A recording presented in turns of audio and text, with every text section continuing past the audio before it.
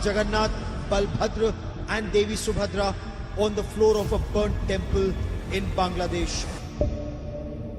मंदिरों को जलाया जा रहा है, भगवानों की मूर्तियों को तोड़ा जा रहा है, आदमियों को बीच सड़क पर लटकाया जा रहा है, हिंदू औरतों के घरों में घुसकर उन्हें मारा जा रहा है, उनके गोडाउन में, उनके दुकानों से चोरी की जा रही है। और तो और राहुल आनंद, जो कि एक बांग्लादेशी सिंगर है, जो अपने ही देश को ग्लोबल लेवल पर रिप्रेजेंट तक कर चुके हैं, उनके घर को तक जला दिया गया सिर्फ क्योंकि वो हिंदू है। आपने ये वीडियोस तो देखे होंगे जहाँ पे कुछ वो बड़ा ही मुद्दा भयंकर चल रहा है। जैसे अभी हमने कुछ समय पहले देखा कि बांग्लादेश में जो शेख हसीना थी, वहां की प्रधानमंत्री थी, वो भाग चुकी थी। वहां के लोगों ने विद्रोह करके वहां की सत्ता को उखाड़ फेंका। और इसी मुद्दे को लेकर के मैं इस टॉपिक पर बात करना चाहता हूँ। जब जब पाकिस्तान, अफगानिस्तान और बांग्लादेश जैसे देशों में सत्ता के खिलाफ लोग होते हैं और वहां की सत्ता को उखाड़ फेंकने के लिए हर कुछ भी कर गुजरने को तैयार होते हैं, तो ऐसे माहौल में जो वहाँ की माइनॉरिटी है, जो अल्पसंख्यक है, माइनॉरिटी में वहां पर कौन है?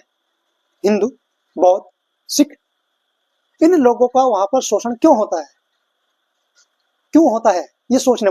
जब किसी भी राष्ट्र की जनता अपने नेता के खिलाफ होती है या वहां की सत्ता के खिलाफ होती है, वहां से लड़ाई करती है, तो उनका एक मुद्दा होता है कि वो अपने अधिकारों के लिए लड़े, अपने जो उसके अधिकार छीने गए हैं, जो उनकी रक्षा नहीं कर पा रहे हैं, उनके खिलाफ वो खड़े होते हैं।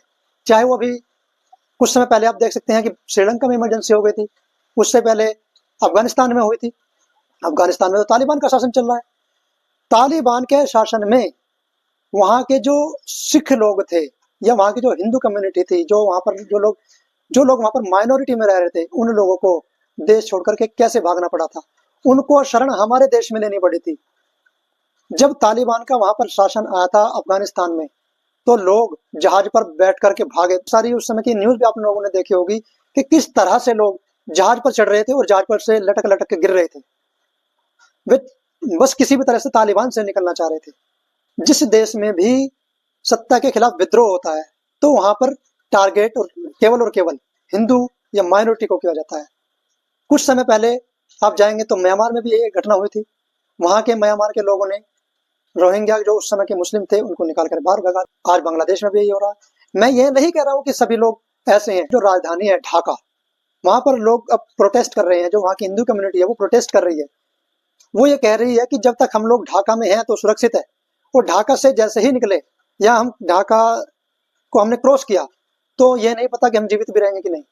बाकी जो हिंदू कम्युनिटी है, जो अल्पसंख्यक है, जो माइनॉरिटी है, वो प्रोटेस्ट कर रही है और कह रही है कि हमें जीने का अधिकार। आपकी लड़ाई सत्ता से है, किसी माइनॉरिटी से नहीं है। तो इस चीज को भी तो समझना पड़ेगा। भारत की जो मेजोरिटी है, यानी कि बहुसंख्यक जो समाज है, वो हिंदू समाज है।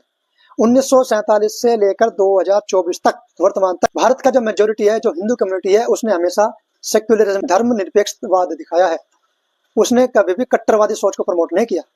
सबसे ज्यादा मजाक, सबसे ज्यादा अपमान, सबसे ज्यादा मजाक किसका बनाया? भारत के मेजोरिटी यानी कि बहुसंख्यक समाज की आस्थाओं का।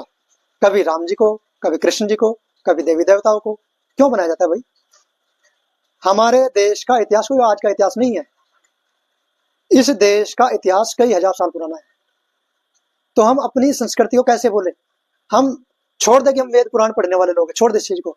अगर हम इतिहास में भी जाएं, अगर हम हिस्ट्री में भी जाएंगे, तो हम पाएंगे कि हमारा जो भारत की संस्कृति है लगभग 2000 साल तो पुरानी है ही। तो इस चीज को हम क्यों भूल रहे हैं भाई?